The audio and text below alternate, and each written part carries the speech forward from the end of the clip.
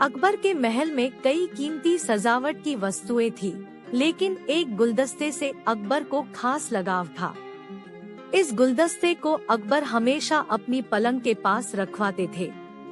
एक दिन अचानक महाराज अकबर का कमरा साफ करते हुए उनके सेवक से वह गुलदस्ता टूट गया।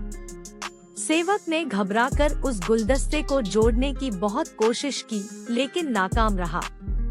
हार कर उसने टूटा गुलदस्ता कूड़ेदान में फेंक दिया और दुआ करने लगा कि राजा को इस बारे में कुछ पता न चले।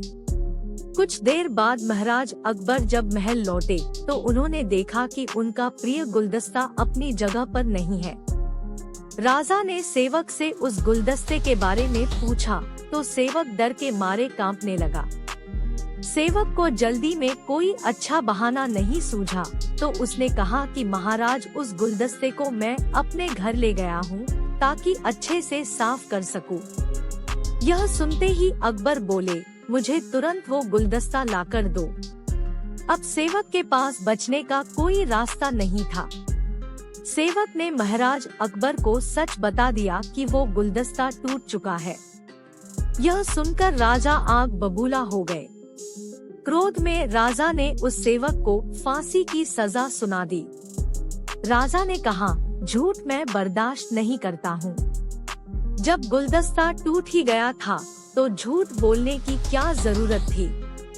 अगले दिन इस घटना के बारे में जब सभा में जिक्र हुआ तो बीरबल ने इस बात का विरोध किया।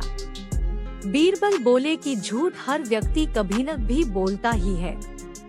किसी के झूठ बोलने से अगर कुछ बुरा या गलत नहीं होता तो झूठ बोलना गलत नहीं है। बीरबल के मुंह से ऐसे शब्द सुनकर अकबर उसी समय बीरबल पर भड़क गए।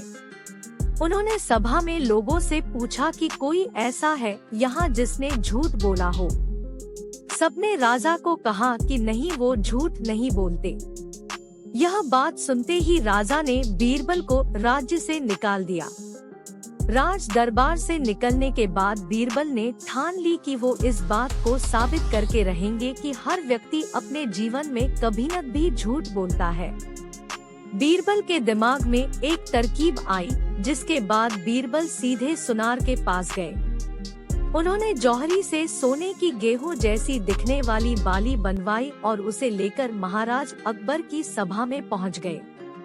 अकबर ने जैसे ही बीरबल को सभा में देखा तो पूछा कि अब तुम यहाँ क्यों आए हो। बीरबल बोले, जहांपना, आज ऐसा चमत्कार होगा जो किसी ने कभी नहीं देखा होगा।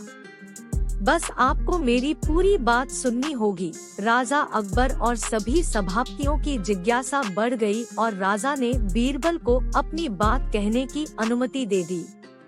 बीरबल बोले, आज मुझे रास्ते में एक सिद्ध पुरुष के दर्शन हुए। उन्होंने मुझे यह सोने से बनी गेहूं की बाली दी है और कहा कि इसे जिस भी खेत में लगाओगे वहां सोने की फसल उगेगी। अब इसे लगाने के लिए मुझे आपके राज्य में थोड़ी सी जमीन चाहिए। राजा ने कहा, यह तो बहुत अच्छी बात है, चलो हम तुम्हें जमीन दिला देते हैं। अब बीरबल कहने लगे कि मैं चाहता हूँ कि पूरा राज दरबार यह चमत्कार देखे। बीरबल की बात मानते हुए पूरा राज दरबार खेत की ओर चल पड़ा। खेत में पहुंचकर बीरबल ने कहा कि इस सोने से बनी गेहूं की बाली से फसल तभी उगेगी जब इसे ऐसा व्यक्ति लगाए जिसने जीवन में कभी झूठ न बोला हो। बीरबल की बात सुनकर सभी राजदरबारी खामोश हो गए और कोई भी गेहूं की बाली लगाने के लिए तैयार नहीं हुआ। राजा अकबर बोले कि क्या राजदरबार में कोई ऐसा व्यक्ति नहीं है जिसने अपने जीवन में कभी झूठ न बोला हो। सभी खामोश थे। बीरबल बोले, जहांपना, अब आप ही इस बाली को खेत में रोप दीजिए। बीरबल की बात सुनकर महाराज का सिर झुक गया। उन्होंने कहा, बचपन में मैंने भी कई झूठ बोले हैं, तो मैं इसे कैसे लगा सकता हूँ। इतना कहते ही बादशाह अकबर को यह बात समझ आ गई कि बीरबल सही कह रहे थे कि इस दुनिया में कभी न भी सभी झूठ बोलते हैं। इस बात का एहसास होते ही अकबर उस सेवक की फांसी की सजा को रोक देते हैं।